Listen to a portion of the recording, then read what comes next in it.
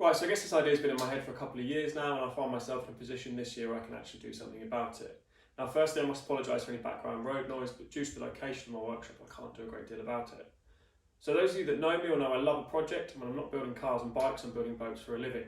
So this year I've decided to do something slightly different. I'll be documenting the process as I turn this tired-looking 1974 CB550 into a custom Scrambler that will be ridden at the DGR this year, the Distinguished Gentleman's Ride. Now here's the twist. Once the bike is finished and the ride is complete, I'll be raffling this bike off for charity on the 1st of August. The charity I've chosen is Inspire Suffolk, which is a local charity, and I'll go into a little more detail later in the video about why I've chosen this charity. Right, so as you can tell, it's cold in my workshop due to my breath. It is January. So a little bit of information on why I chose to use this bike. I decided to use another CB550 as I've already built my own over the last couple of years. And in the process of doing that, I broke maybe 3 or 4 other bikes to get the parts I needed for the build. This means I've got a spare engine, some carbs and various bits and pieces if I do get stuck on the build. And obviously I know the bike quite well. Also, I think it's a nice bike and it lends itself well to this style of a build, and it's very popular in the scene, and it wasn't too expensive for me to buy, which made it a lot easier for this process to go. So a little bit of a backstory behind my own CB550. I actually bought this bike on my 29th birthday while I was sat on a park bench in Greece. I've been watching the bike for a couple of days on eBay while I was sailing around and decided to contact the owner and have a chat. After a 5-minute conversation, I decided to buy the bike there and then and have it delivered to my parents' house. Now, when I returned to the UK in July 2018, the bike was waiting for me in my workshop. My goal at the time was to have the bike on the road for my 30th in May 2019, and I was able to achieve that, although it did look a bit rough and leak fuel on the floor. Now from there, I managed to fix the problems and use the bike for that summer, and decided to strip it down at the end of the year to build a custom bike for myself. Now fast forward 14 months and the bike is sitting how it is. Although it looks like it's finished, I have still got a few bits and pieces to do before it can be ridden on the road, and I will be doing those alongside this build. Now fortunately, during the process of building my bike, I was able to pick up the bike with a rebuilt engine, meaning all I had to do was switch it into the frame. So for this build, and to push myself a little bit further, I will be stripping the engine down and rebuilding it and documenting the whole process as I go. Now this is the part of the video that I've been struggling with, and the reason that I'm doing this for Inspire Suffolk. On this very day a year ago, the 27th of January, I realised I'd lost a close friend. I found this out through a post on social media, and it completely changed my world for that year. Sadly, my friend, having struggled with a lot of battles, decided to take his own life. Now since then, there hasn't been a day that I haven't thought about Harley and all the things that we used to do and the conversations we used to have. Although I'd only known him for less than a year, he had a lasting effect on my life even in such a short space of time.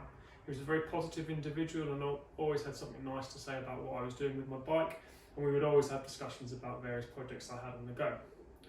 Over the last year, I'd say there probably hasn't been a day that I haven't thought about him over the course of the year, and this is why I've decided to do this project. I figured that this is time for us to raise the awareness of mental health and to do something good for a local charity that's been supported by his family. Now his family have made some valiant efforts over the last year to raise money for Inspire Suffolk, including a good movement to do the Movember project, where we raised over £6,000 I believe.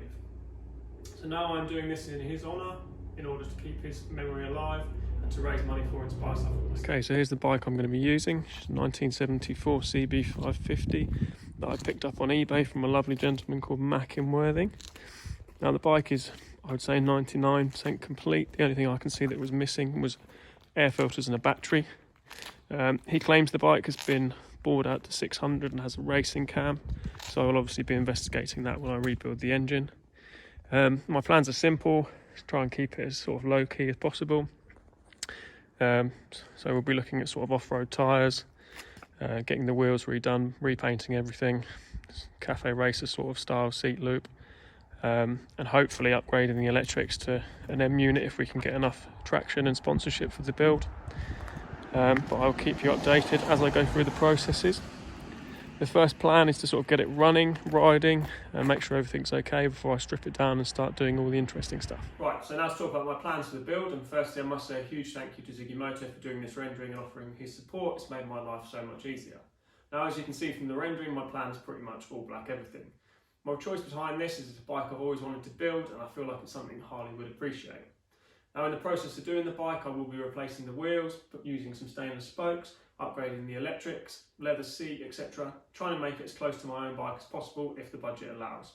I must also take this chance to say thank you to Harley's family and friends and my own family and friends for the support they've offered me over the last few weeks. and also to Zara and Charlie at Inspire Suffolk for the amount of support they've given this project over the last few weeks in preparation for this video.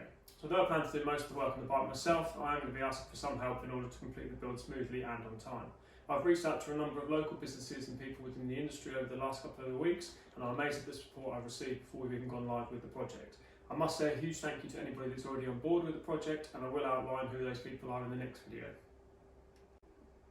Now to outline how you could help with the build. If you're an individual, a business or somebody within the bike industry who feels they could provide parts or services for the bike or sponsor a part, please reach out. I have set up a crowdfunding page in order to raise funds for the bike, as I estimate it will cost around £4,000 to complete the build. I also have a Just Giving page set up for the charity, so you can donate directly to Inspire Suffolk, and obviously I'll be releasing more information on the raffle once the bike is complete. Another thing you can also do for me is subscribe to the YouTube channel and make sure you share this on as many platforms as possible. The more people we reach, the further this message will go and the more funds we will raise for a good cause. Just a couple of bits of information I forgot while I was filming this. It won't be me riding this bike for the DGR in May, it will be Harley's father Harvey that rides it in his honour. I'll be riding my bike and we will be joined by a few other friends.